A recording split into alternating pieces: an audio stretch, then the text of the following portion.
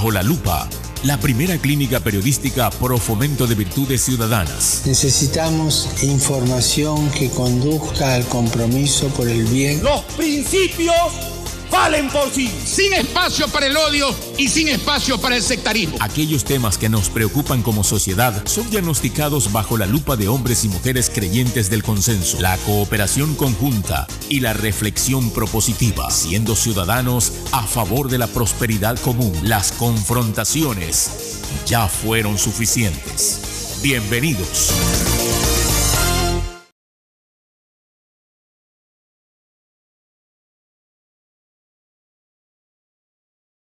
Sentido saludo, querido audiencia de la clínica periodística Ciudad Bajo la Lupa. Hoy ingresamos uno de esos temas que sin duda alguna es de interés ciudadano, precisamente en esa renovación del aparato legislativo, con una de sus protagonistas que está como candidata a la Asamblea Nacional por una curul nacional, no por una curul de distrito, por la Alianza UNES, Unión por la Esperanza, que conforma la organización política Compromiso Social y la organización política Centro Democrático.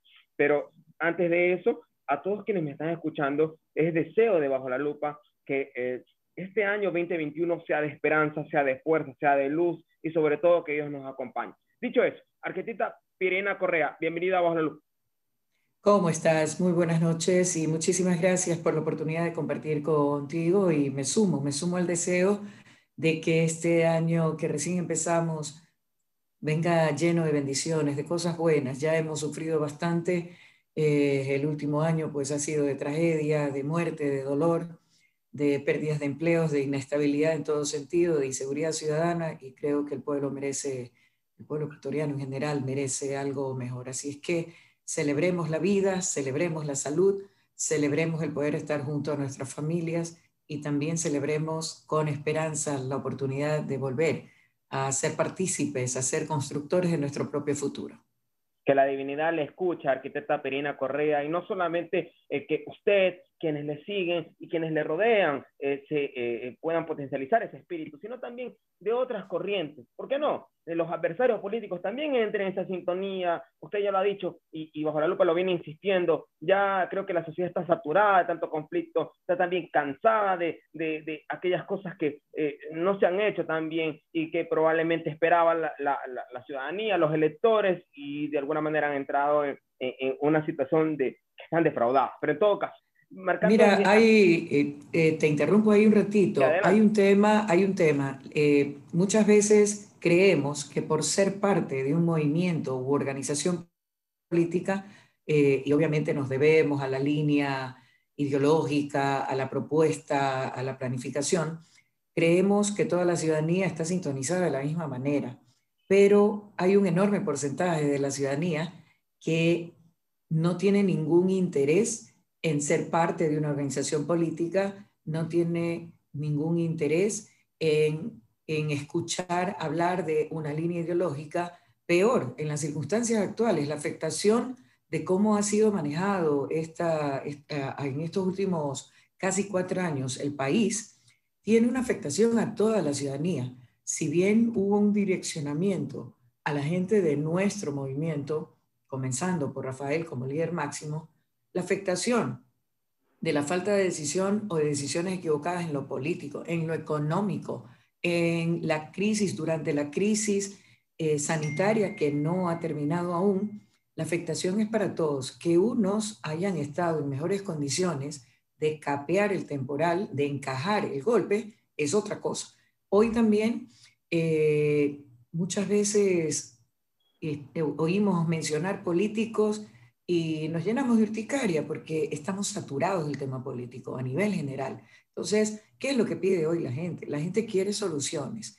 La gente ya no está en el plano de que quiero ver a un candidato de izquierda o derecha. Y ojo, esto ha cambiado a nivel del mundo entero. Imagínense ustedes en el mismo Estados Unidos, donde hay 2 claras corrientes, aunque ha emergido una como tercera, han sido los republicanos y los demócratas, pero hoy vemos que los demócratas están haciendo propuestas que están respaldando a los republicanos y a la inversa también. Entonces, ahí hay un mensaje claro, y Rafael también fue muy claro cuando hizo un llamado a toda la ciudadanía ecuatoriana, a todos quienes vivimos aquí en el país, para que más allá de preferencias, simpatías o simplemente ningún interés en una línea ideológica de izquierda, derecha o de lo que sea, pero que sí quienes anhelan tener la oportunidad de, en base a su trabajo, a su esfuerzo, construir, labrar su propio futuro, hacer su planificación de vida familiar, personal, profesional,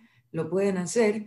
¿Qué es lo que se hizo? Se convocó a todas las personas con una intención progresista, es decir, de progreso para todos los ecuatorianos. Entonces, eso hay que tener muy claro, porque también, como yo lo he explicado en muchas ocasiones, si bien podemos llegar bajo el paraguas, bajo una tienda política determinada, con una línea ideológica determinada, cuando llegamos a la función para la cual hemos estado participando, somos y tenemos que trabajar, somos representantes de todo el pueblo ecuatoriano, los que votaron y no, los que simpatizan con nosotros y los que no, y tenemos que trabajar asimismo para todos, sin discriminación, pero con priorización. Entonces, por ejemplo, yo soy candidata primera principal por UNES, Unión por la Esperanza, la Alianza 1-5. Pero una vez que llegue a la asamblea, voy a estar ahí representando a todo el pueblo ecuatoriano, los que votaron por mí y los que no. Y lo voy a hacer con equidad, con objetividad, con responsabilidad, con profesionalismo y con ética, con transparencia, con rendición de cuentas, porque tengo claro que me debo a ese pueblo ecuatoriano, a esa ciudadanía a la que represento en la asamblea. Entonces, eso hay que tener claro. Lo ha dejado claro, arquitecta Pirina Correa. Antes de entrar ya a lo de lleno, un poco a poder darle un contorno a su plan de trabajo y su propuesta de campaña hacia la Asamblea Nacional, y usted lo ha dicho ya, la sociedad está buscando alternativa de solución ante todo lo que tenemos, no solamente a nivel del cono sur, sino a nivel del globo terráqueo. Pero en fin, quiero comenzar, arquitecta Pirina Correa, tan solo preguntándole y abusando de su poder de concisión respecto no tanto a cómo observa el panorama político a nivel de los binomios presidenciales, porque probablemente tengamos tiempo para eso en próximas entrevistas. Quiero centrarme en cómo ve usted la temperatura a nivel de sus pares, es decir, de aquellos otros candidatos de otras organizaciones políticas que también corren hacia la Asamblea Nacional. ¿Cómo usted ve ese termómetro siendo usted cabeza de lista hacia una curul nacional en la Asamblea? ¿Cómo usted ve sus otros pares, el nivel, más que hablar de personas, el nivel respecto a qué es lo que buscan representar en la sociedad para llevar a la Asamblea? Mira, honestamente te digo, mi forma de trabajar siempre ha sido en la línea de mi planificación, mi visión y lo que asumo con responsabilidad. ¿A qué me refiero con esto? Yo estaba retirada de la política y el año pasado, el 19 del 2019, mi hermano me pidió que aceptara la candidatura a la prefectura del Guayas nuevamente. Y con reticencia lo hice, dadas las condiciones en que estaba el país y lo urgente que era mantener con vida jurídica y número de casillero a la tienda política que nos había abierto las puertas para participar políticamente en ejercicio de nuestro legítimo derecho. Después de eso, si ganaba, pensaba ejercer, obviamente, y si no ganaba, pensaba volver a mi ostracismo político, como yo lo digo. Sin embargo, la gente me decía, arquitecta, usted no va a traicionar a su hermano, usted es la única que puede representarlo aquí, usted es Correa, usted lo puede traer, y vi tanta urgencia, tan profundo ese pedido, y ante lo que sucedía en el país, que dije, ok, toca. Entonces, ¿qué hice? Empecé a recorrer nuevamente en mi calidad de miembro del Buró Nacional de Compromiso Social y como titular de la Secretaría Nacional de Participación Política. Volví a recorrer los diferentes rincones de la patria y de comunidad ecuatoriana residente afuera, reuniéndome con diferentes grupos, frentes, colectivos, asociaciones, federaciones, gremios, para conocer sus realidades en sitio. Yo no soy tanto de escritorio, soy más de territorio. Entonces, y siempre he ido a lo mío, o sea, yo no soy de ponerme a criticar al otro. En algún momento en la campaña del 2019 me preguntaron, ¿y qué estrategia va a utilizar usted para atacar a su contendor? Refiriéndose en ese momento a Carlos Luis Morales, que en paz descanse. Yo le dije, mira, yo no tengo ninguna estrategia para atacar, yo no soy persona de ataque, yo soy persona de propuesta. Entonces, ¿qué quiere decir con esto? que yo no me ando fijando que lo que dice el uno, lo que dice el otro y nada. O sea, yo hago lo que creo que es lo correcto. Y en este caso, caminar junto a la gente, acercarme a la gente al lugar donde viven, al lugar donde trabajan, escucharlos en el sitio, cuáles son sus necesidades para constatarlas también y acercarme lo más posible a su realidad para estar a sí mismo en las mejores condiciones posibles para proponer respuestas. Ahora, si te digo la verdad, no he escuchado realmente ni en redes, ni en noticias, ni nada, porque he estado concentrada full en mi trabajo.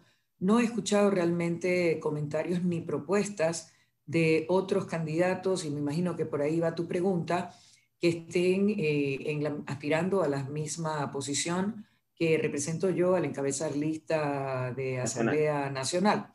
Entonces te mentiría si te dijera he escuchado fulano, mengano o prensejo. Siempre en las noticias, en las redes, lo que he escuchado es sobre los encontrones entre los binomios o las propuestas de los binomios o las diferentes vicisitudes por las cuales ha pasado nuestro binomio versus los 3 o 4 que están, digamos, en los primeros lugares en las encuestas, en los números, porque realmente de los otros tampoco se ha escuchado como candidatos ninguna, o sea, nada ni para bien ni para mal.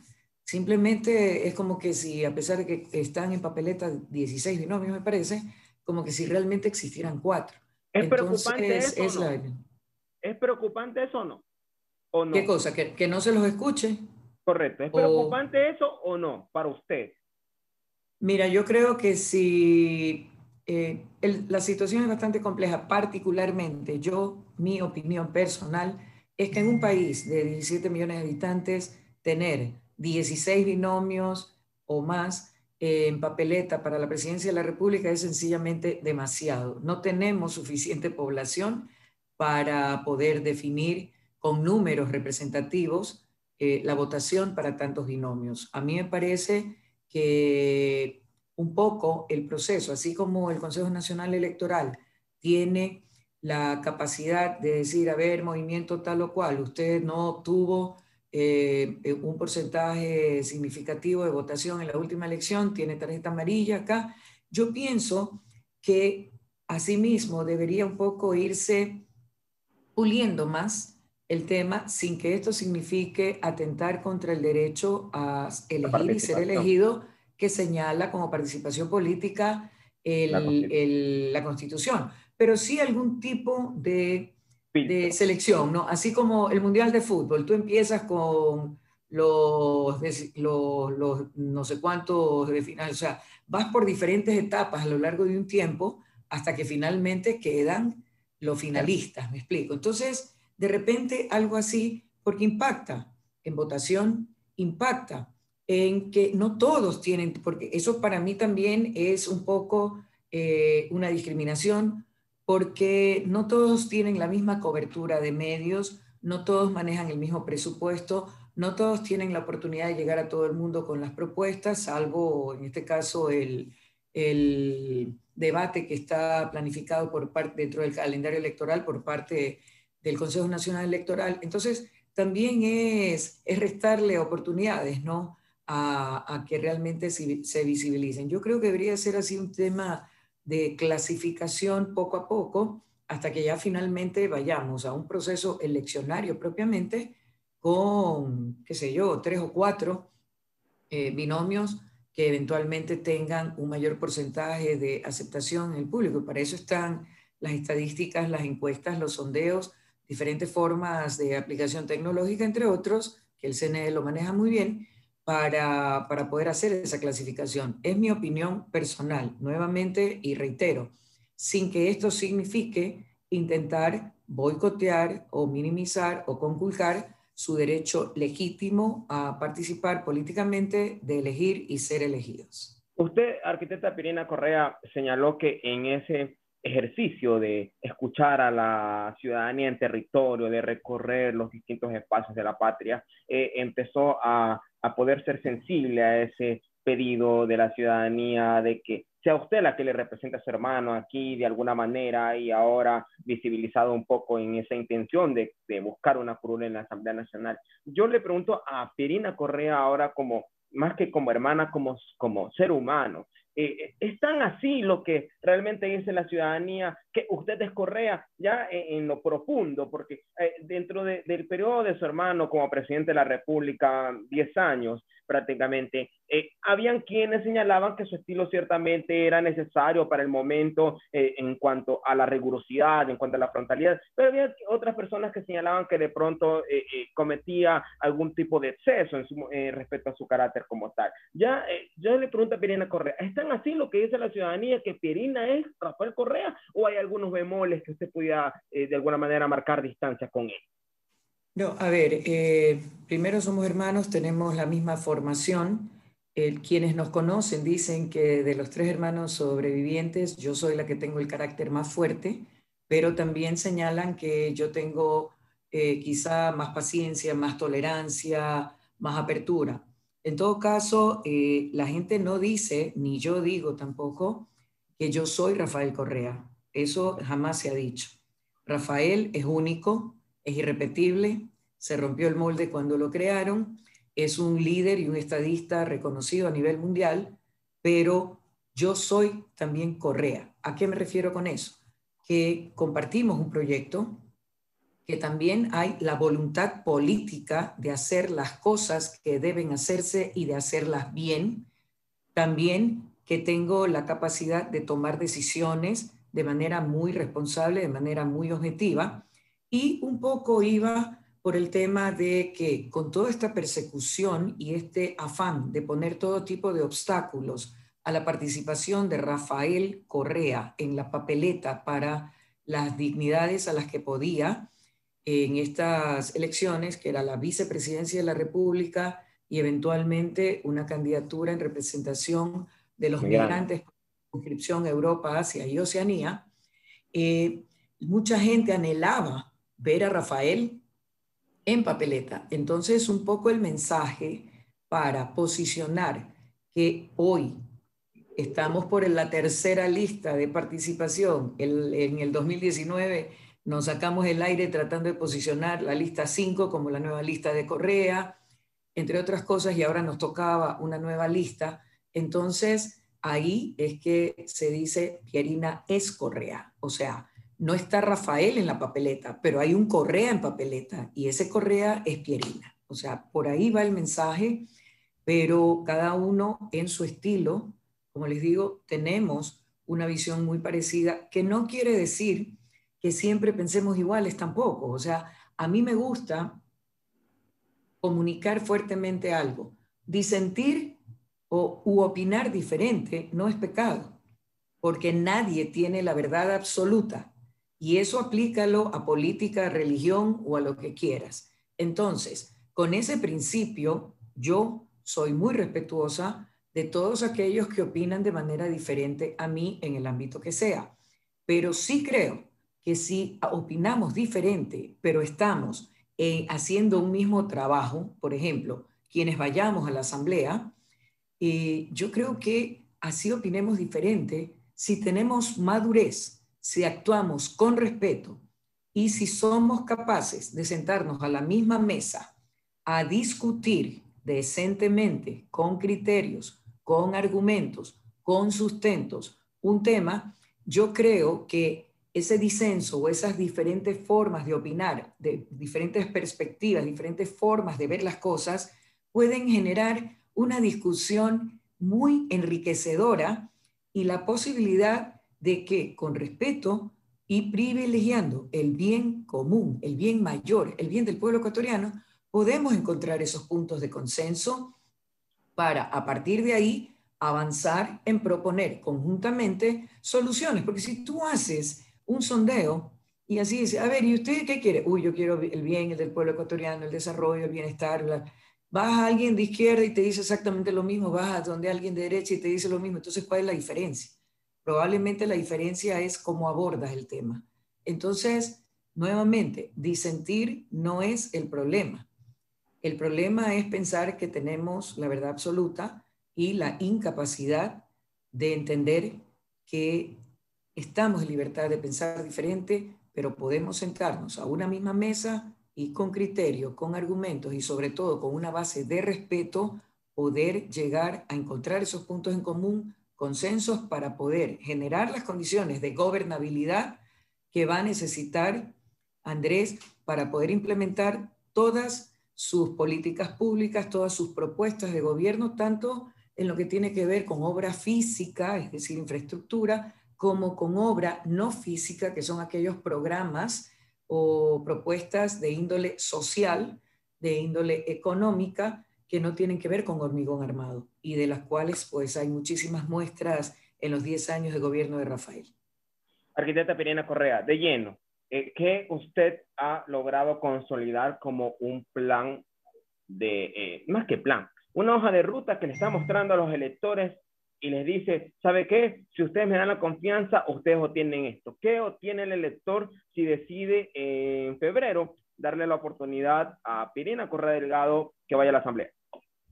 Antes que nada, la garantía absoluta de un trabajo transparente, profesional, muy responsable, a conciencia de que estoy ahí en representación del pueblo ecuatoriano, no a título personal, un trabajo ético, transparente y con rendición de cuentas, porque uno de nuestros grandes objetivos va a ser también recuperar esa confianza, esa credibilidad, ese respeto que nunca debió perder la Asamblea por parte de la ciudadanía.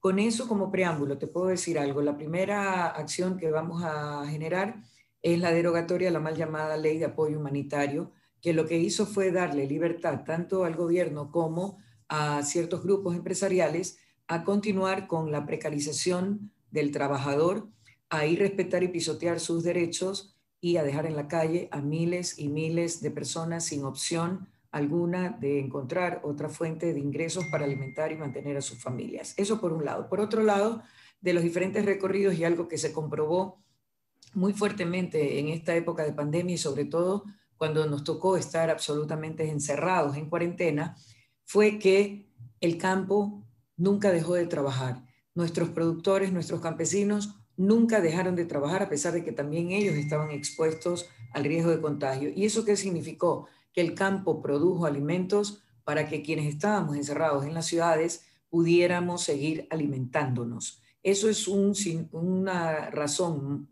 enorme para decirles gracias y para comprometer un trabajo muy fuerte para la reactivación del agro, para atender con prioridad todo lo que es la producción de alimentos y de esa manera propender a la soberanía y a la seguridad alimentaria. ¿Qué quiere decir esto?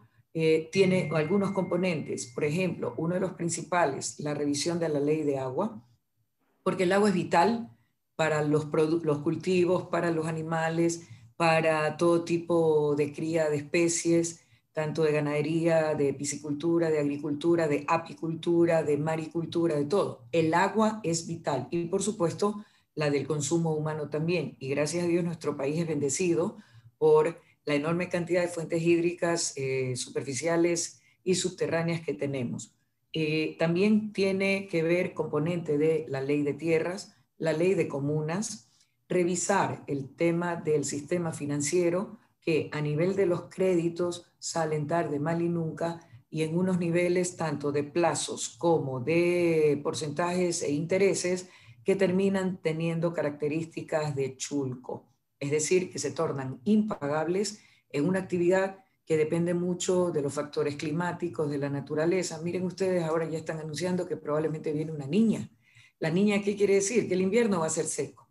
Entonces, si no hay infraestructura de riego, si no hay ese llegar con canales secundarios y terciarios hacia las pequeñas parcelas, entonces nuestros productores también morirán al pie de la fuerza, a grosso modo, pero también de ahí hay otras leyes que nos piden revisar y que son también prioritarias, como la ley de pesca recientemente aprobada el 18 de febrero del año pasado, pero que agrupa todo lo que tiene que ver con acuicultura, piscicultura, maricultura, pero con cada uno y recolección de cangrejos y conchas, pero cada uno con sus respectivas particularidades. Tiene que ser finamente reglamentada y nuestra propuesta en términos generales para todos los sectores es que ¿qué es lo que yo he estado haciendo? Recogiendo toda esa información de las diferentes reuniones con los grupos y sistematizándolo con un grupo multiprofesional de ex becarios que han dicho presentes por agradecimiento al gobierno de Rafael Correa, que les dio la oportunidad de estudiar maestrías y hasta doctorados, y han dicho, aquí estamos para ser recíprocos. Entonces ellos están sistematizando toda esta información para no ir con las manos vacías y a foja cero, empezar desde cero el 14 de mayo cuando sea la posesión de los asambleístas, sino ir ya con documentos borradores que nos permitan convocar mesas de trabajo integradas por todos los actores de los diferentes sectores, de tal manera que escuchemos las perspectivas, las visiones, las preocupaciones y eventualmente sugerencias o propuestas de todos los involucrados para lograr consensos, ceder un poquito aquí, ganar un poquito acá, de tal manera que esas leyes o reformas a las leyes que se propongan puedan dar las mejores respuestas posibles a las problemáticas de los diferentes sectores. Y de esa manera se genere también un ambiente de armonía entre los diferentes actores involucrados. Entonces, eso es parte del esquema que hemos propuesto.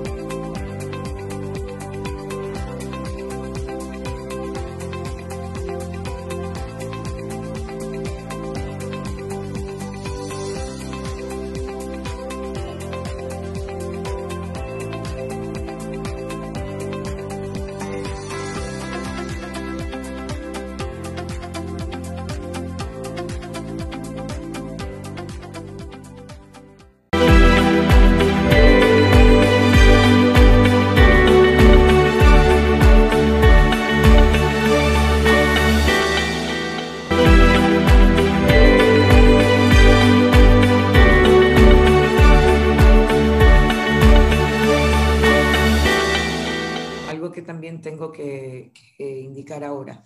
Normalmente se ve la asamblea como hacer leyes, reformar leyes y fiscalizar y no más que eso.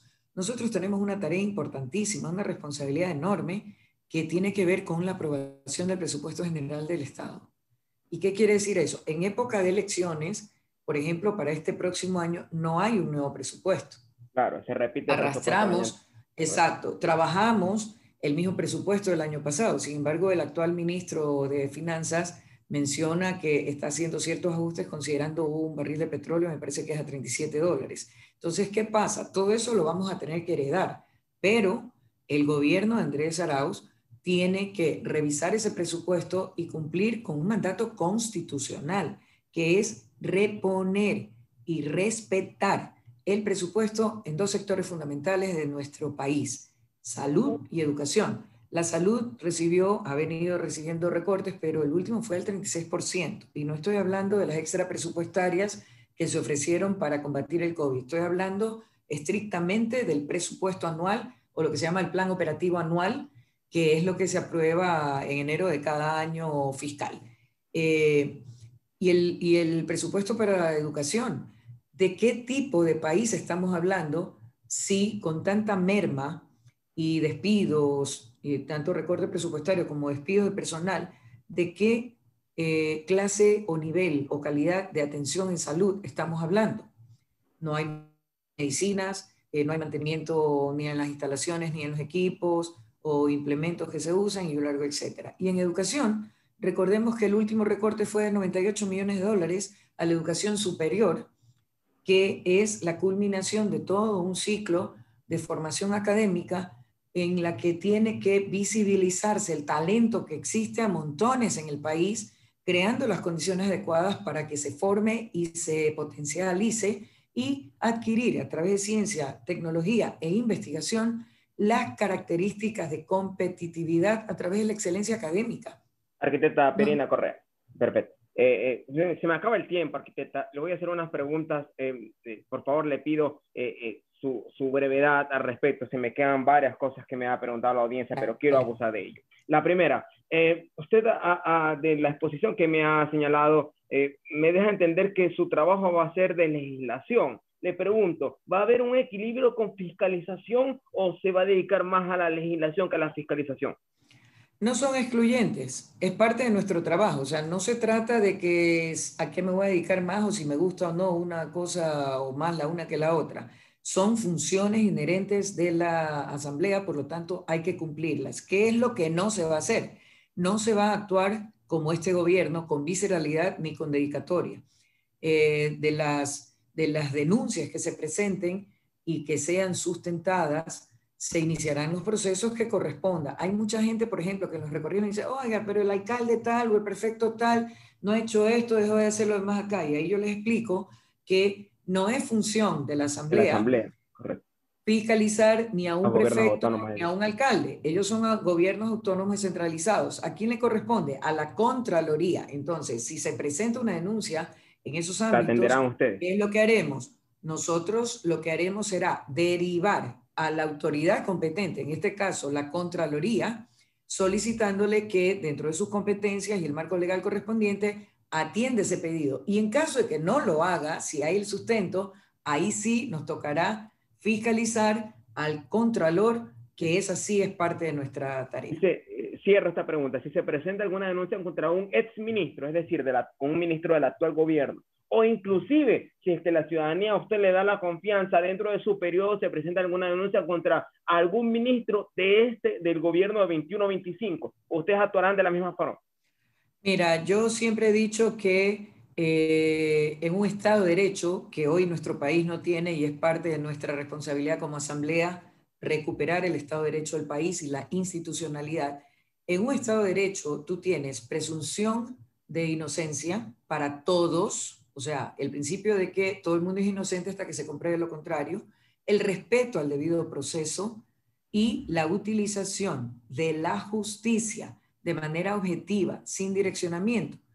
Yo no pongo las manos en el fuego por nadie. Si hay una denuncia con sustento, hay que investigarla, hay que proceder como corresponde, derivarla al sistema judicial, si es que ese es el proceso o si es parte de la función de la Asamblea, analizar si tiene los debidos sustentos como para ir a proponer un juicio político o lo que corresponda.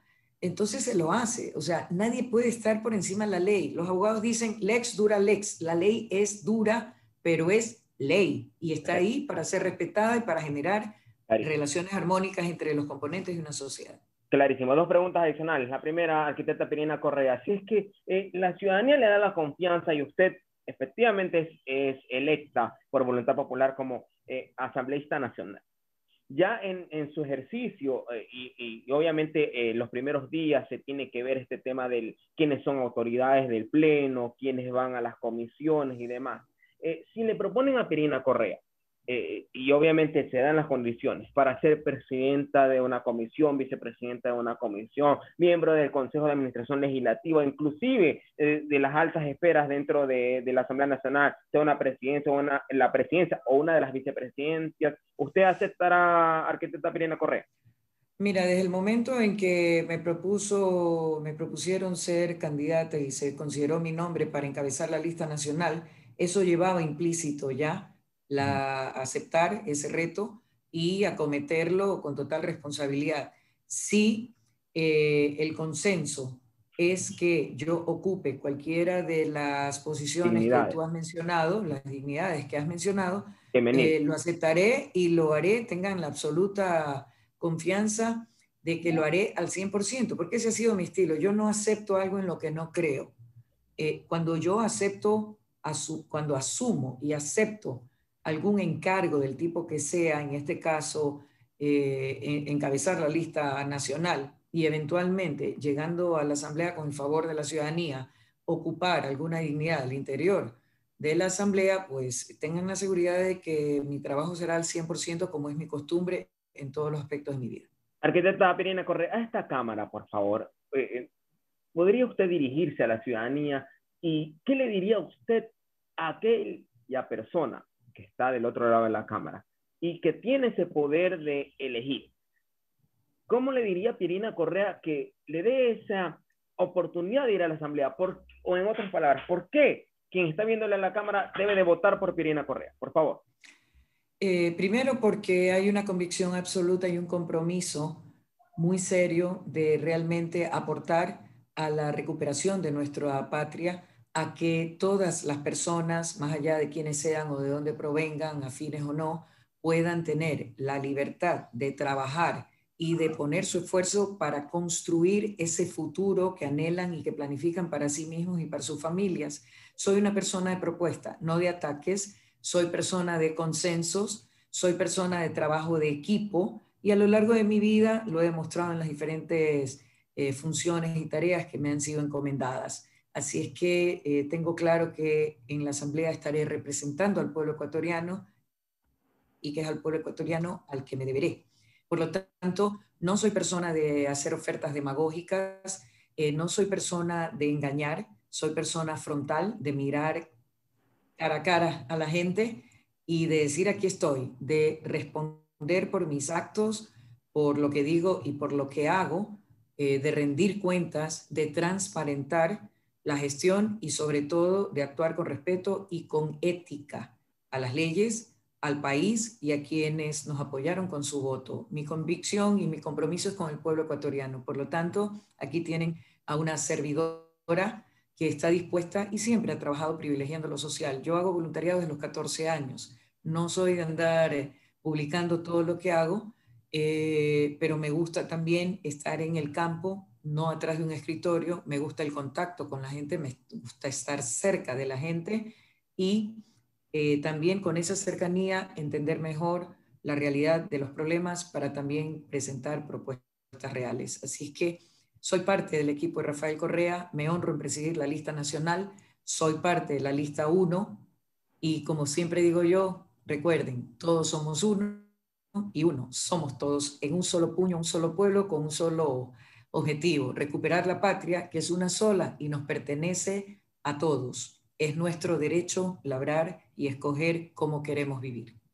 Gracias, arquitecta Pierina Correa, candidata a la Asamblea Nacional por la Alianza UNES, Unión por la Esperanza, que agrupa a la Organización Política Compromiso Social y a la Organización Política Centro Democrático, por haber comparecido a la clínica periodística Ciudadana Bajo la Lupa y contarnos un poco sobre ese background que está ahora usted ya conformado y lo está socializando desde el día jueves del año pasado, re sencillo, acabamos de terminar el año 2020, hacia la Asamblea Nacional. Que Dios le acompañe en esa lucha y será la ciudadanía quien decida si es que usted le representa o no le representa en la Asamblea Nacional. Sígase cuidando del coronavirus, sígase cuidando a usted, a sus familiares y hasta que la vacuna pueda hacer efecto, pues nos tocará seguir tomando las medidas. Bendiciones y que tenga buena noche. Muchísimas gracias por la oportunidad y un gran abrazo a todos quienes se conectaron a esta señal. Gracias por permitirme compartir contigo.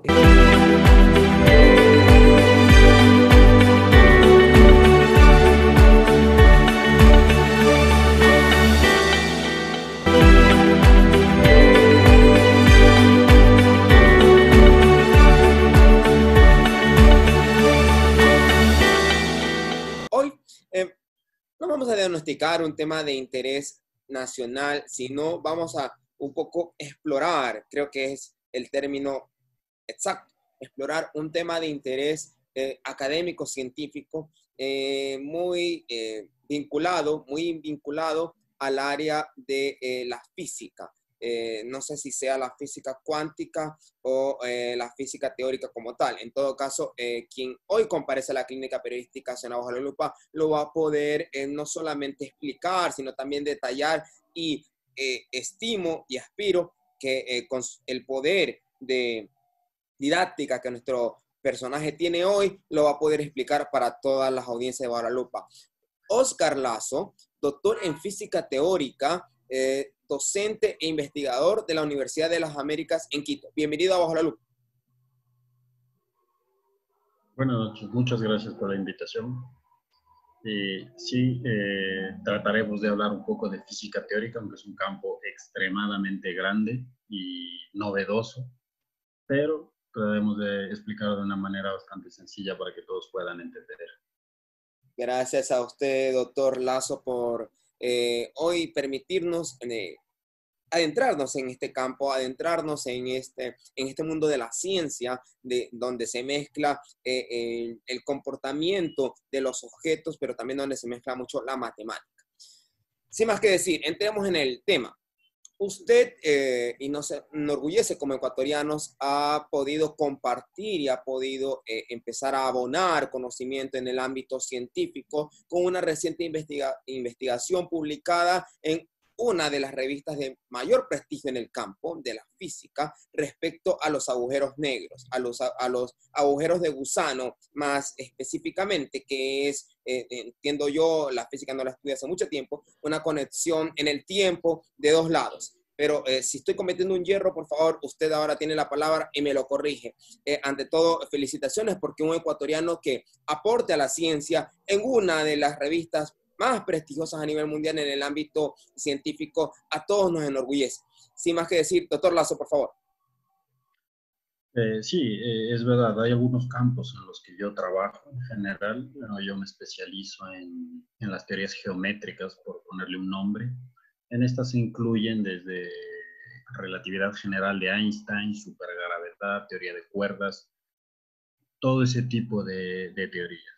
¿Sí? En particular, si tengo que especificar, yo trabajo en tres campos. Uno de ellos es supergravedad, otro de ellos es flujos geométricos y la tercera es la que esta noche estaremos hablando, que es los agujeros de gusano. Perfecto. ¿Sí? Dentro de la teoría de Einstein, dentro de la teoría de Einstein, en la relatividad general, todos sabemos las soluciones o conocemos las soluciones más famosas de esta teoría, que son los agujeros negros. Los agujeros negros son soluciones a las ecuaciones de Einstein, que son unas ecuaciones tan complejas que no existe una solución general. Lo que se hace es especificar ciertas particularidades para encontrar soluciones muy particulares. Una de estas soluciones particulares son los agujeros negros, que hasta hace poco tiempo eran objetos de la ciencia ficción, ¿sí? Eran elucubraciones teóricas y el primero se lo descubrió alrededor de 1915, justo después de que Einstein publicó su teoría. Y recién, hace un año aproximadamente, un poquito más, ya se demostró experimentalmente la existencia de estos objetos. ¿Sí? Ahora ya forman parte de lo que sería la astrofísica, la astronomía, y se los sigue estudiando todavía, pero ya no son como objetos de la imaginación, digamos así, sino que ya existen. Entonces, lo que uno espera es que otras soluciones de las ecuaciones de Einstein corran el mismo camino, porque ya sabemos que estas ecuaciones pues predicen objetos que existen en realidad. Otras de esas soluciones son los agujeros de gusano, que todavía no se ha demostrado experimentalmente que existen, pero ya se está en camino buscándolos y hay algunas aproximaciones. Gracias, doctor Lazo, por esa explicación y aclaración a lo que dije. Entiendo yo, por favor me corrige si estoy equivocado de lo que usted ha dicho. Hay dos soluciones de muchas otras respecto a esta teoría de la relatividad general de Einstein. Uno de ellos es los agujeros negros y otro de ellos es los agujeros de gusano. ¿Correcto? Así es. Doctor Lazo, varias preguntas muy puntuales para que la audiencia nos pueda comprender y de hecho introducirnos todos al ámbito. Lo primero, este tema de los agujeros de gusano, los agujeros negros, la teoría de la relatividad general, antes de Einstein no existía nada y se puede decir que con Einstein empezó a recién mirar todo este frente de la ciencia de la física. ¿Es o no es correcto? Todos los procesos científicos se dan en un lapso de tiempo. Es muy difícil que aparezca en un punto del espacio o del tiempo directamente una teoría desde la nada. Evidentemente, el éxito que tiene la teoría de Einstein es que en esa época ya había algunos conceptos, algunas ideas, ¿sí? Algunos otros científicos, las pistas parece que les empujaban ya de cierta forma, pero nadie era capaz de formular todo eso en una teoría consistente. Y ahí es donde viene el genio de Einstein.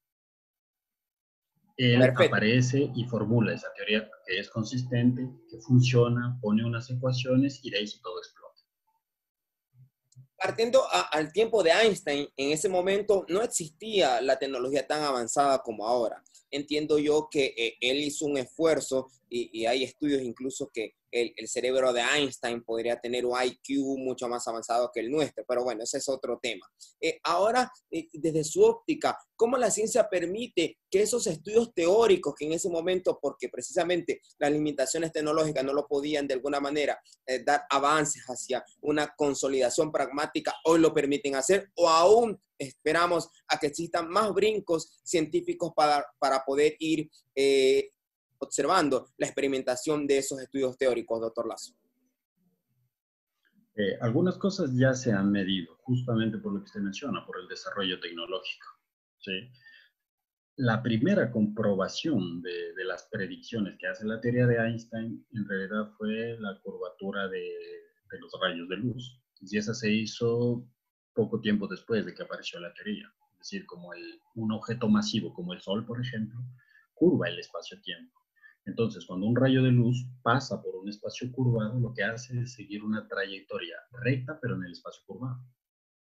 En otras palabras, cuando nosotros vemos ese rayo, a nosotros nos da la impresión de que viene de una dirección, pero en realidad está viniendo de otra porque se ha curvado su trayectoria y viene hacia nosotros. Y ese fue el primer señal de que la teoría estaba bien, de que funcionaba.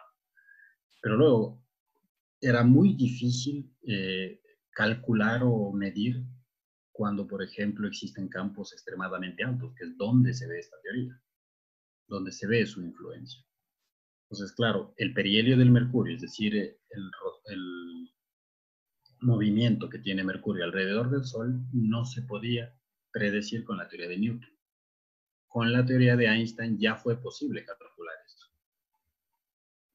Y así fue poco a poco avanzando, pero la teoría tiene muchas predicciones.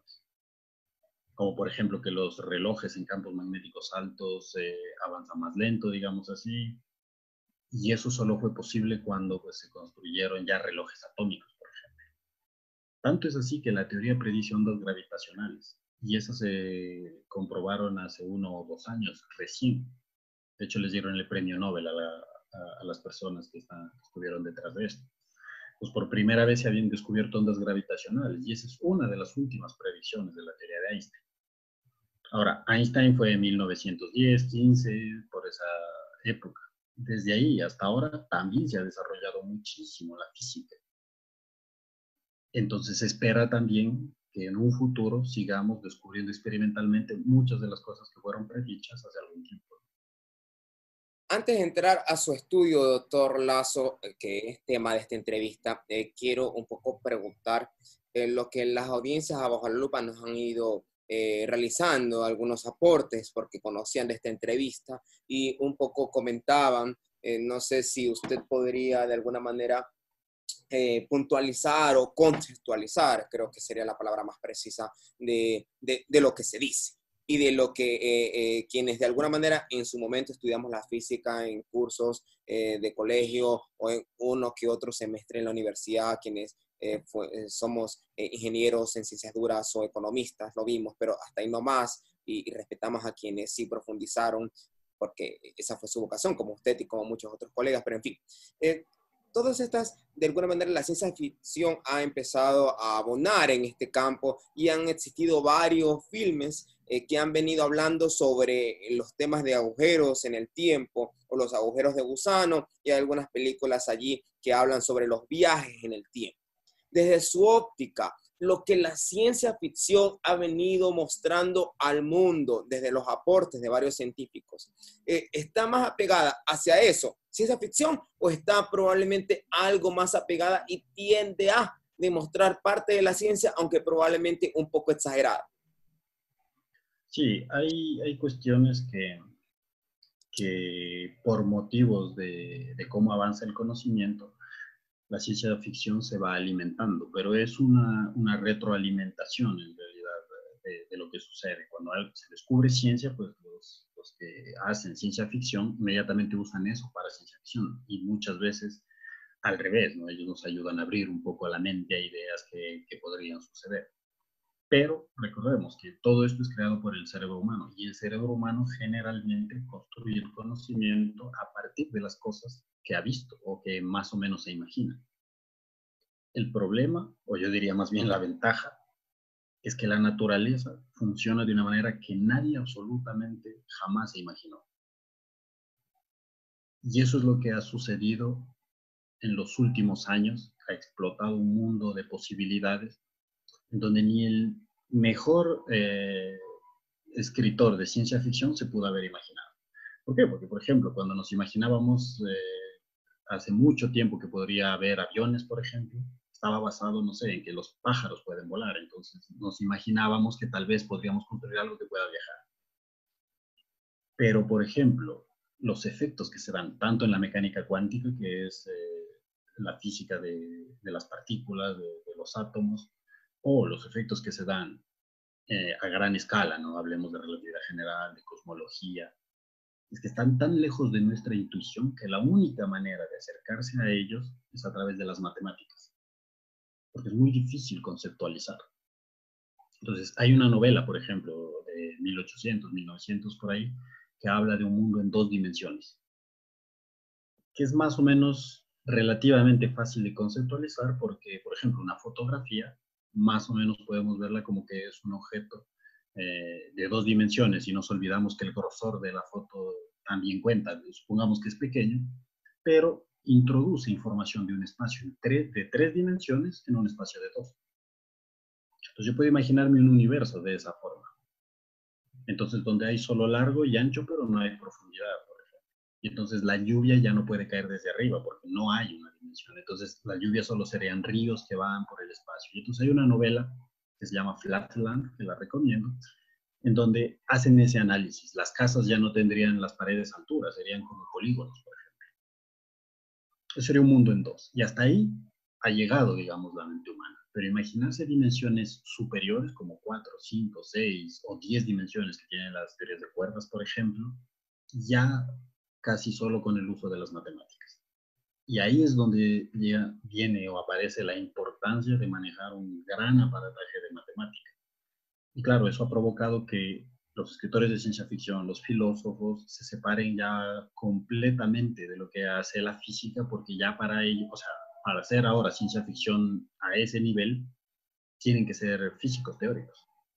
Entonces, un ejemplo, hay una película bastante nueva que habla de cómo funciona, cómo es la vida o a través de, alrededor de un agujero de gusano, de Christopher Nolan. ¿Sí? En esta película, el guión fue hecho o ayudado, ¿sí? o participó Kip Thorne, que es Premio Nobel de Física. Entonces, para hacer una película de ese estilo, ya no es necesario o ya no es suficiente alguien con mucha imaginación, ya se necesita alguien que sepa muchas matemáticas y mucha física. De hecho, hay un libro acerca de esta película, de la película que estoy hablando es Interstellar, ¿no? Hay un libro escrito por Kip Thorne que es La física de Interstellar. Esto es una película que tiene muchísima física, ¿no? Y entonces, claro, se necesita todavía comprender lo que hace la ciencia hoy en día y con eso, pues, hacer nueva ciencia ficción. El problema es que eso está al alcance de muy pocos. Los escritores de ciencia ficción no llegan a introducirse tanto en él, porque se necesitan muchas matemáticas, ¿no?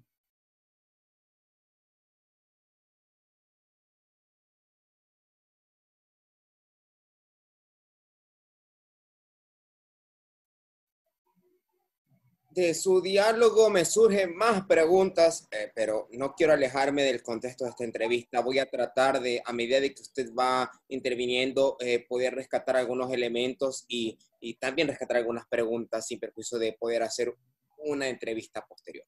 Doctor Lazo, su publicación, su reciente publicación, en el campo científico se conoce a resumen como la parte, no la parte principal, es la primera parte que cualquier investigador que está revisando bibliografía lo observa.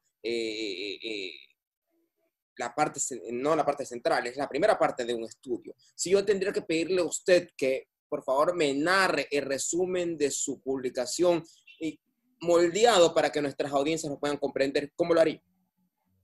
Sí, hay cuestiones que son directamente explicables, digamos así. Lo que nosotros hicimos, bueno, recordemos que es un artículo de 25 páginas, un poco menos de 25 páginas, entonces hay mucha información ahí, y aparte un artículo, recordemos que es el resumen de un trabajo, ¿no? Entonces el trabajo es muchísimo más. Y también hay artículos de distintos tipos, ¿no? Hay reviews o hay artículos que hacen estudios. En nuestro caso, lo que hemos hecho es, en realidad es un descubrimiento que nadie lo había notado y nosotros lo encontramos. ¿Qué es lo que hicimos? Para definir un agujero de gusano, o lo que define a un espacio-tiempo como un agujero de gusano, recordemos que un espacio-tiempo es un objeto en 4 dimensiones, 3 espaciales y una temporal. A eso le llamo espacio-tiempo. Y las soluciones de las ecuaciones de Einstein son espacio-tiempos.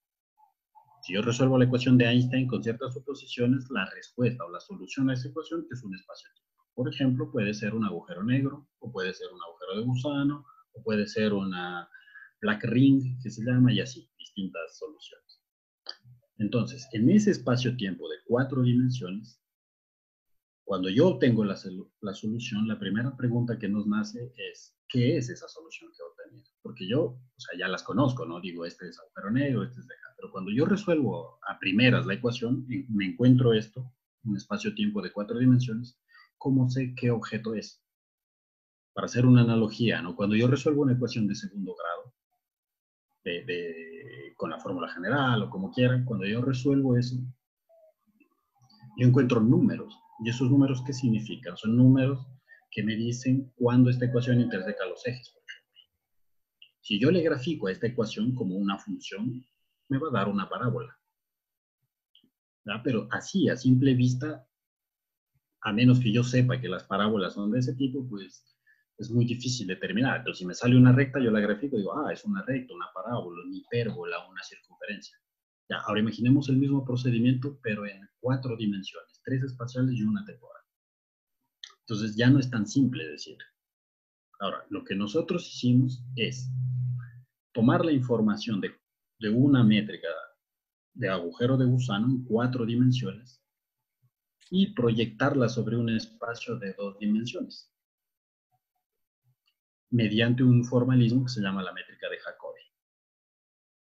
Ahora, ¿qué es lo que sucedió? Sucedió que toda la información del agujero, ¿qué es lo que define un agujero? La garganta. Ya, esa información se hereda en la métrica de Jacobi. Por lo tanto, yo ya no necesito el espacio cuatridimensional, basta con el espacio de 2 dimensiones, calculo algo que se llama la curvatura gaussiana, y solo el signo me dice si eso es un agujero de gusano o no. Ahora, hay artículos, antes de esto, hay artículos enteros dedicados a demostrar que una métrica es una métrica de un agujero de gusano, porque no es tan simple. Lo que uno solía hacer es tomar una superficie en este espacio 4-dimensional y demostrar que esa superficie es un mínimo, ¿sí? Primero que es extrema y luego que es un mínimo, ¿sí? Como cuando encontramos máximos y mínimos de funciones, por ejemplo. ¿Sí? Porque la garganta es una superficie mínima. Esa era la forma típica, no era un cálculo largo, engorroso, que a veces las integrales que salen la única manera de resolverlas numéricamente. Ahora, con esto que nosotros hemos descubierto, basta con calcularse esa métrica 2-dimensional, calculo la curvatura gaussiana que viene dada por una fórmula y le veo el signo. Si el signo es negativo, es un agujero de gusano, y si no, no lo es. Entonces ahora el salto es en 2 líneas, ¿no?, de cálculo. Entonces ese es como el descubrimiento principal, ¿ya?, para calcular, pero luego la relación conceptual, que es la parte más importante del artículo, es que nosotros hemos descubierto una relación entre la curvatura gaussiana, que es una propiedad intrínseca de una superficie, es decir, que no depende de cómo esta superficie está metida en un espacio de dimensión superior, y algo que se conoce como la condición de ensanchamiento de un agujero de gusano. 2 cosas que antes no estaban relacionadas, que no tenían nada que ver la una con la otra, nosotros hemos demostrado que en realidad están relacionadas. Y esos son los descubrimientos interesantes, o sea, cosas que uno ya trabajaba por un lado, otras personas por otro lado, y nosotros hemos dicho, miren, esto es 2 caras de exactamente lo mismo. eso nos da una compresión mucho más geométrica de los agujeros de gusano. Ahora, el artículo tiene más cosas, ese es el principal. Nosotros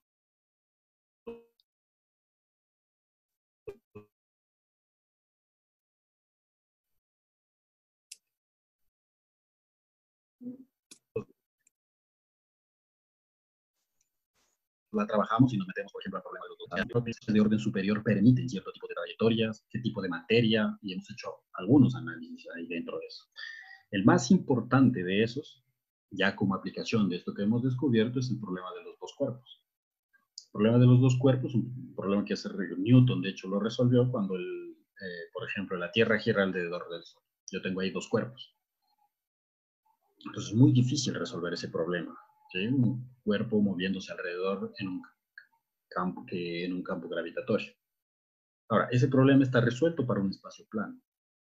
Ahora, la pregunta es, si yo tengo un espacio curvo, por ejemplo, un agujero de gusano, ¿cómo resuelvo el mismo problema? Imaginemos que el Sol ahora está en la garganta del agujero y la Tierra gira alrededor del Sol, pero no puede girar como quiera, tiene que seguir por el agujero de gusano, por esa superficie, ¿no? Y entonces, ¿cómo resuelvo el problema de los dos cuerpos ahí? Es un problema imposible de resolver, es complicadísimo. Y lo que nosotros hemos hecho es, utilizando este formalismo, hemos clasificado las trayectorias en un espacio curvo. Solo el signo de la curvatura gaussiana nos dice si la curva es cerrada o abierta. Por ejemplo, la Tierra gira alrededor del Sol, o sea, se quedó atrapada, es una curva cerrada. Pero si viniera algo como un meteorito, por ejemplo, y simplemente pasa cerca de la Tierra y se va nuevamente al infinito, entonces eso es una trayectoria abierta. Entonces, esa clasificación la hemos hecho simplemente calculando la curvatura gaussiana. Entonces, esas son la potencia de esto, digamos. Doctor Lazo, ¿cuánto le tomó? A ver, los investigadores, generalmente los que publican y comparten, tienen un proceso entre que envían el artículo, hay aportes, hay censuras, censura en el sentido que hay correcciones, en algunos casos hay correcciones de forma, otros de fondo, depende de la editorial, las políticas, etc. Desde que ustedes tuvieron en mente abonar científicamente en el campo de los agujeros de gusano, hasta la publicación, ¿cuánto tiempo le tomó? A ver, si contamos desde la idea original, es decir, desde que empezamos a hacer el cálculo, o sea, el hecho es que, como digo, esto se construye sobre otro conocimiento, no es de nada. Entonces, este formalismo de la métrica de Jacobi ya se usaba en otras cosas que se llama mecánica geométrica. ¿Ya? Alguien, por ejemplo, uno de los que trabajó con Stephen Hawking, un científico de apellido Gibbons, se le ocurrió aplicar este formalismo en espacios-tiempos. Entonces, él saca un artículo en espacio-tiempo, hace un año más o menos. Nosotros, particularmente, yo ya estaba trabajando un poco en agujeros de artículo. Digo, voy a tratar de replicar lo que sucede en los agujeros de gusano. Y hasta ahí todo normal, digamos. Hubiera sido un artículo interesante y todo eso, ¿no? Pero el punto es que cuando estamos haciendo eso, descubrimos esta relación que ni siquiera nos imaginamos que existía. Y entonces, ahí comenzamos a análisis de trayectorias en agujeros de gusano y hasta ahí. Pero cuando descubrimos esta relación entre dos cosas completamente separadas, utilizadas en distintos campos, dijimos, profundicemos por ahí.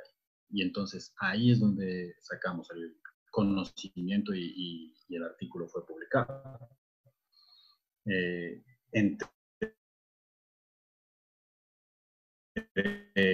Hacer el artículo es aproximadamente un año, meses más o menos, hasta que ya lo terminamos para enviarlo a la revista. Luego la revista tiene un procedimiento, pues, que se va a los referees, que son gente especializada, y estas personas dicen, pues, si está correcto, si no encuentran algún problema. Da la casualidad que para no se encontraba un referee, porque se necesitan dos, ¿no? Entonces uno ya se encontró, pero el resto no, porque lo que hacen es, yo no soy experto en el tema, yo no sé, y ese tipo de cosas, a veces la gente no tiene tiempo. Entonces, cuando pasa eso, el artículo se lo envía generalmente a un asesor científico de la revista, que son gente ya digamos, muy importante que tiene muchas investigaciones dentro ya del campo mismo. Y entonces, ahí en todo ese proceso, desde el momento en que enviamos hasta el día en que ya nos dijeron está aceptado, fueron aproximadamente 6 meses. Estamos hablando de total, 2 años. Estamos hablando de prácticamente 2 años. Desde el inicio de la idea hasta que está aceptado. Artículos que se demoran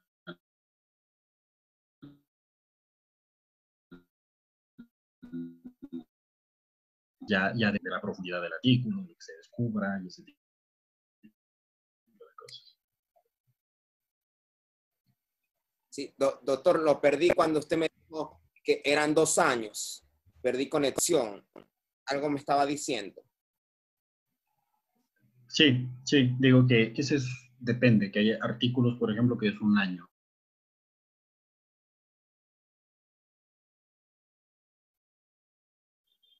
Entonces, depende. Perfectísimo. Y hay artículos que se demoran más. Yo tengo uno en revisión ya más de 1 año, ¿no? Entonces, en total se va a demorar unos 3 años siquiera, desde el primer día que me puse a calcular hasta que ya me lo acepten. ¿Cuántos investigadores abonaron en este paper? En este artículo, 2. Mi persona, que estoy como el director del proyecto, digamos así, soy el autor de correspondencia, y trabajamos con un estudiante de doctorado, bueno, se acaba de graduar, así que ya es doctor, de la Universidad de Córdoba, Argentina. Perfecto. ¿Usted doctorado en qué universidad tiene? Por la Universidad Autónoma de Madrid. Perfecto, en Europa. Listo. Y sí, estamos hablando del continente europeo conectado con el continente latinoamericano.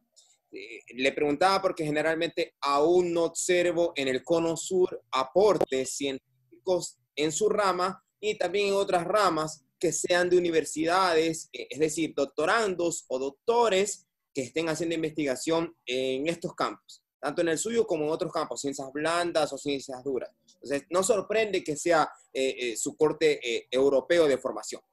Doctor Lazo, me voy a centrar en unas cortas preguntas respecto a lo que me ha dicho su artículo sobre todo y preguntas también de la audiencia. Una de ellas, su artículo y lo que ya se ha venido hablando en el campo de la física respecto a los agujeros de gusano. ¿Qué tanto podemos decir de lo que hemos visto sobre los viajes en el tiempo? ¿Es más imaginación, ficción, o hay todavía elementos para poder presumir que hay el camino hacia un viaje en el tiempo como tal? ¿Es posible quizás en el mediano plazo o definitivamente todo lo que hemos visto es solamente, usted lo dijo, retroalimentación científica, pero probablemente exagerado? Sí, bueno, en los viajes en el tiempo hay algunas consideraciones en realidad. Si usted se refiere al viajes en el tiempo como el típico de las películas, ¿no? De Volver al Futuro y este tipo de películas, eso es mucho más difícil. Y aquí quiero hacer una distinción, porque el tiempo es una dimensión bastante especial. Yo quiero que el lector se dé cuenta, tal vez no se han puesto a pensar mucho, pero es algo que se lo ve en el día a día, ¿no? Cuando yo en las dimensiones espaciales, largo, ancho y profundidad, por ponerles un nombre, yo puedo irme hacia adelante y hacia atrás. En largo puedo irme hacia adelante, hacia atrás, altura puedo irme hacia arriba, hacia abajo, y ancho, digamos, puedo irme a izquierda o a derecha, o sea, no tengo ningún inconveniente. El tiempo es una dimensión diferente, porque aunque es una dimensión, yo puedo ir solo hacia adelante en el tiempo. Entonces se suele decir que el tiempo es una dimensión dentro de estas teorías que hay ahora, que es una dimensión que no se ha desdoblado completamente.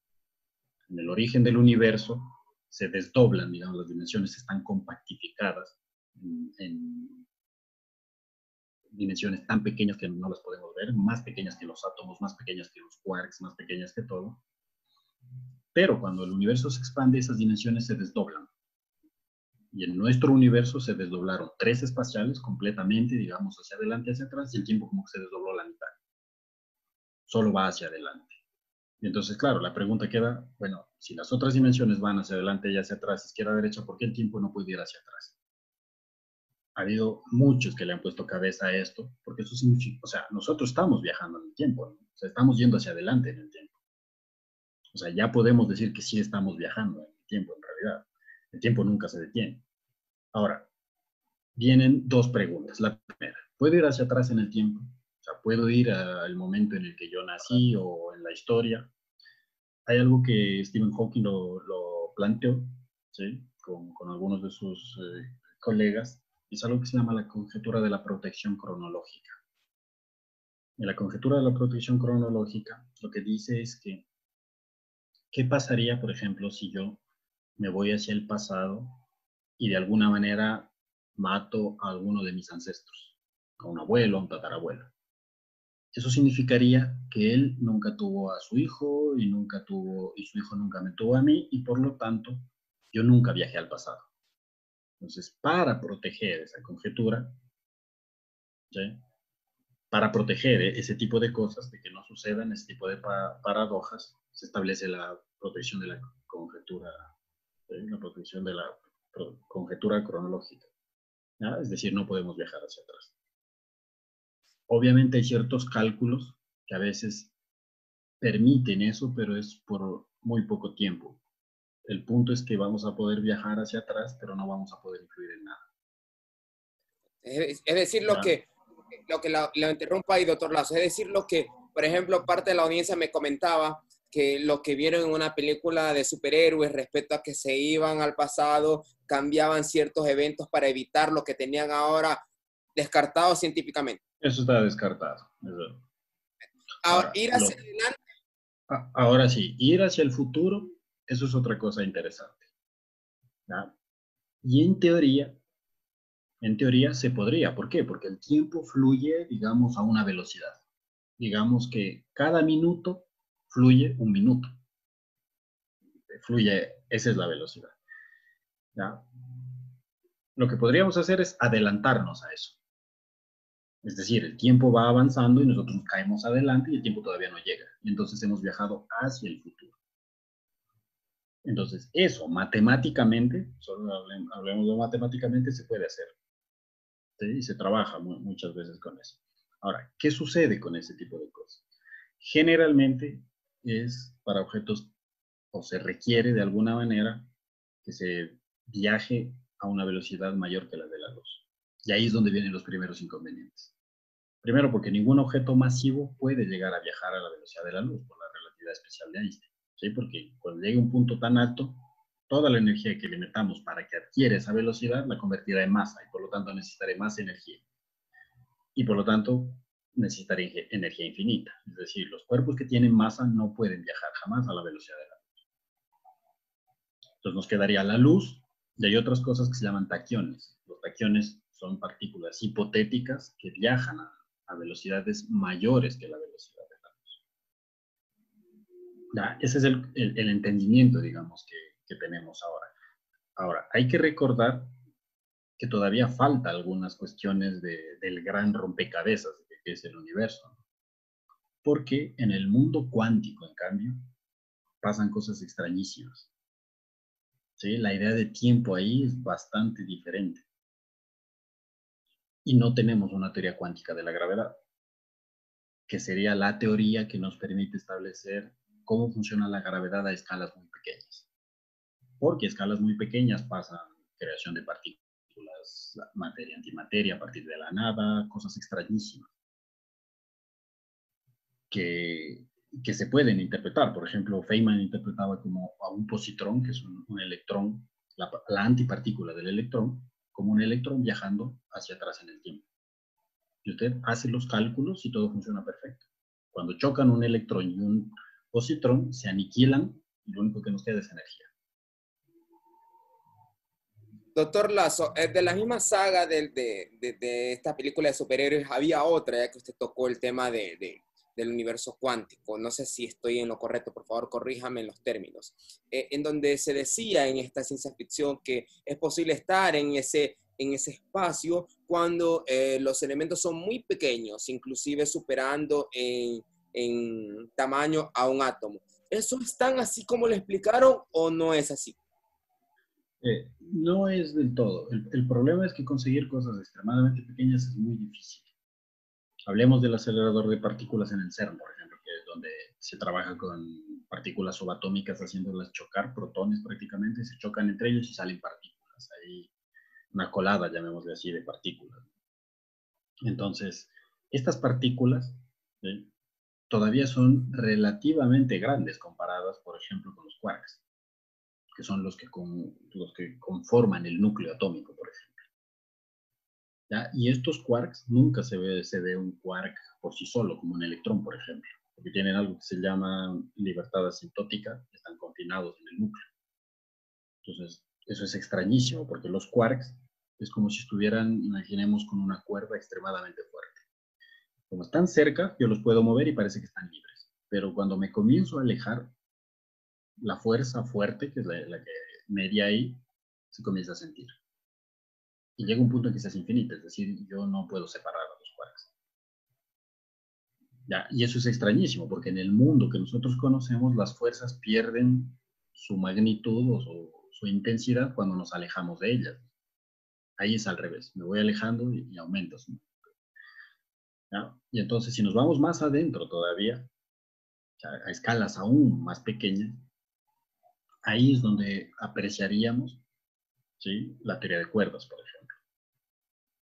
Pero claro, estamos hablando de escalas extremadamente pequeñas, ¿no? La escala de Planck, este tipo de cosas, a 10 a la menos 30, 40 centímetros, que ya los electrones son extremadamente grandes para eso. Entonces, en teoría, ahí veríamos las dimensiones extra, por ejemplo. Es decir, nosotros tenemos 3 espaciales completamente desdobladas, tiempo que se desdobló la mitad, pero si vivimos en teoría en 10 o 11 dimensiones, dependiendo de la teoría, ¿dónde están el resto? ¿Dónde están las 6 que faltan? Pues están compactificadas a esa magnitud. Es decir, si nosotros queremos ver dimensiones extra, experimentalmente, pues debemos aumentar la energía para tratar de llegar a más profundo. El problema es que, como le digo, electrones, protones, quarks, eso tiene muchísima energía y son enormes comparado con las dimensiones de las compactificaciones. Científicamente descartado que el hombre pueda manipular o crear algún tipo de artefacto que permita a él mismo o a objetos disminuir de tamaño de tal manera que puedan navegar por en el mundo cuántico. Imposible, porque nosotros estamos hechos de átomos, ¿no? Y de millones de ellos. O sea, estamos hablando del número de Avogadro de átomos.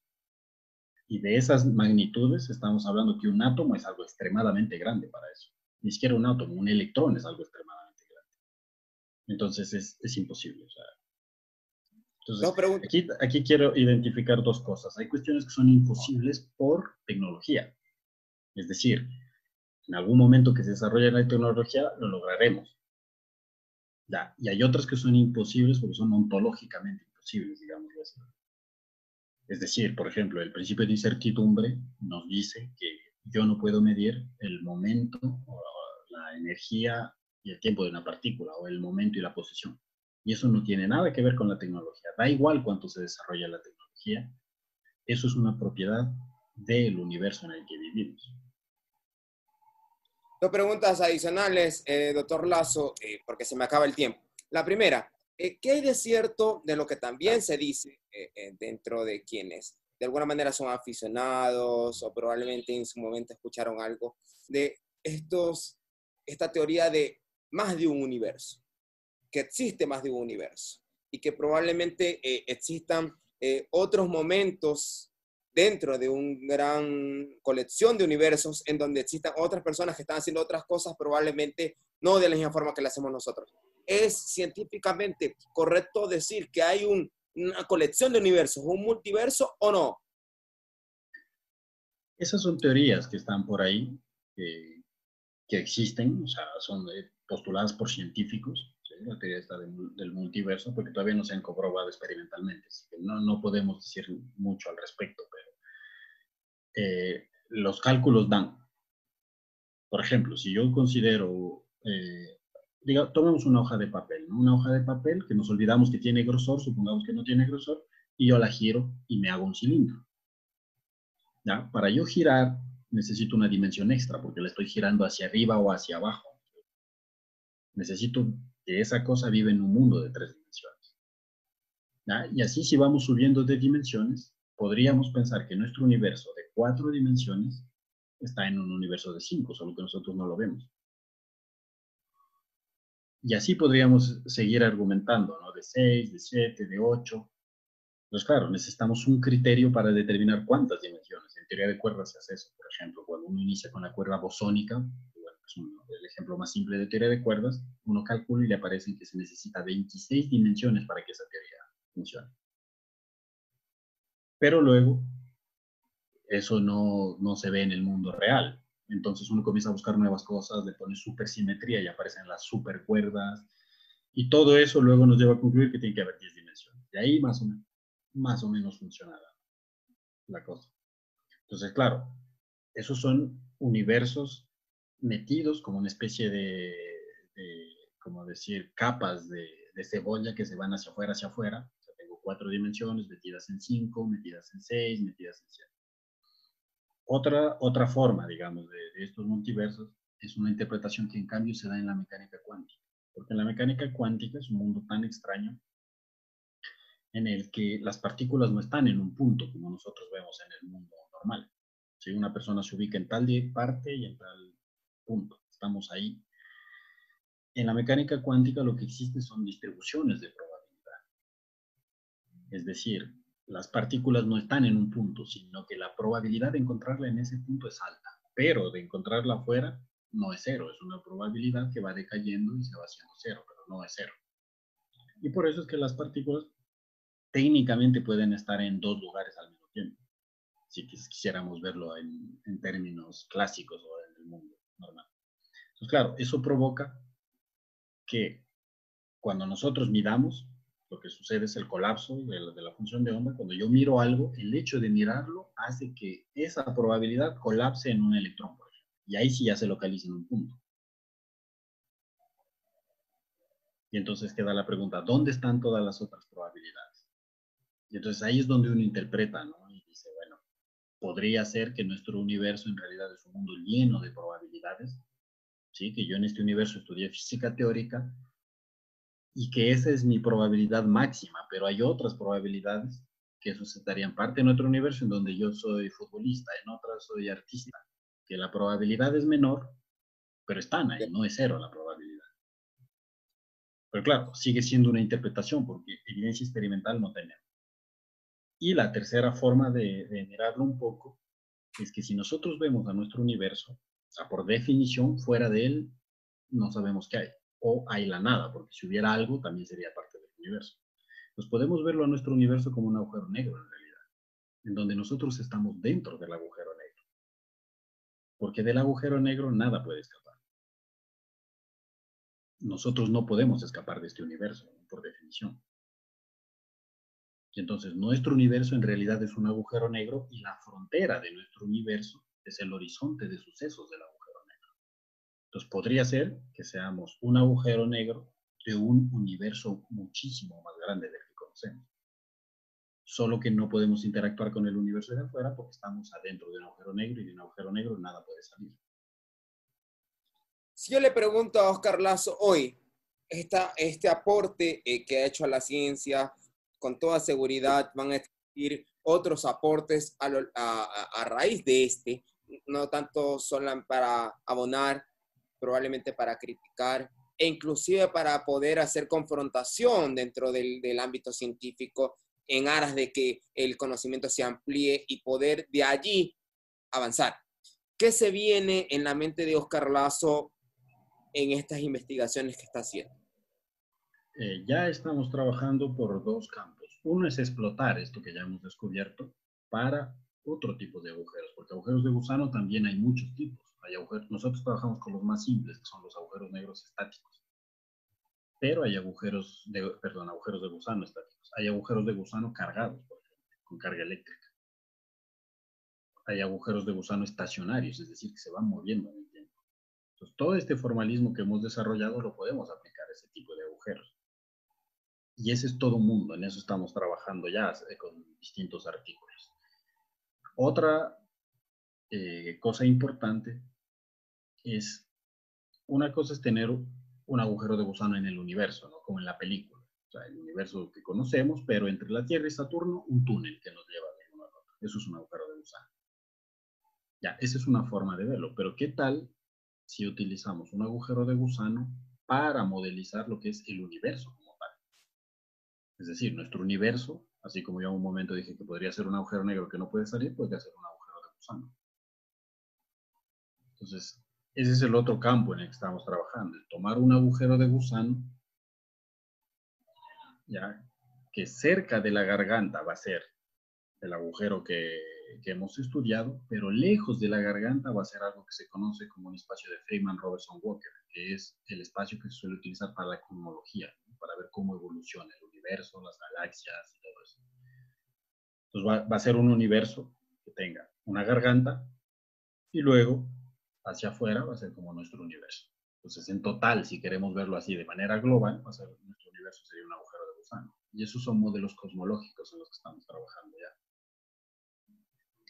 Esos son como las partes principales, pero luego, dentro ya de la física teórica de los agujeros de gusano, parece ser que cuando yo tengo dos partículas entrelazadas cuánticamente, más de la mecánica cuántica, están unidas a través de un agujero de gusano, en un espacio de dimensión superior. Es decir, de alguna manera podríamos trabajar geométricamente para sacar información, por ejemplo, de agujeros negros, que es lo que se está trabajando, que ya es ciencia de punta, digamos, en este momento, pero que se puede hacer, y en eso estamos trabajando. Gracias, doctor Oscar Lazo, con un PhD en física teórica, docente e investigador de la Universidad de las Américas en Quito, de la UTLA en Quito, por haber comparecido a la clínica periodística Ciudad Bajo la Lupa y habernos comentado no solamente su reciente aporte, sino lo que ya han venido trabajando y lo que están, no por trabajar, por lanzar en aras de seguir abonando a la ciencia respecto a los agujeros de gusano y este tema de la teoría general de la relatividad de Albert Einstein. Que Dios le acompañe en ese aporte que está haciendo a la ciencia, sin duda alguna por el porvenir de la sociedad en general, en aras de también a utilizar la tecnología para nuestro mejor porvenir. Y lo voy a estar molestando posteriormente para que nos comente los avances de esos estudios. Que tenga buena noche. Sí, claro. Muchas gracias también por la oportunidad y esperamos seguir colaborando, digamos, tanto en la investigación, en el descubrimiento, como en la divulgación de los nuevos descubrimientos, que eso también es importante. Lo segundo igual de importante que lo primero, porque a veces si no somos generosos, y digo somos generosos en el aparato comunicacional en eso, probablemente las aportaciones que son muy buenas e incluso maravillosas se quedan allí. Sígase cuidando del virus, que eso no pasa, y que tenga buena noche. Muchas gracias. Buenas noches.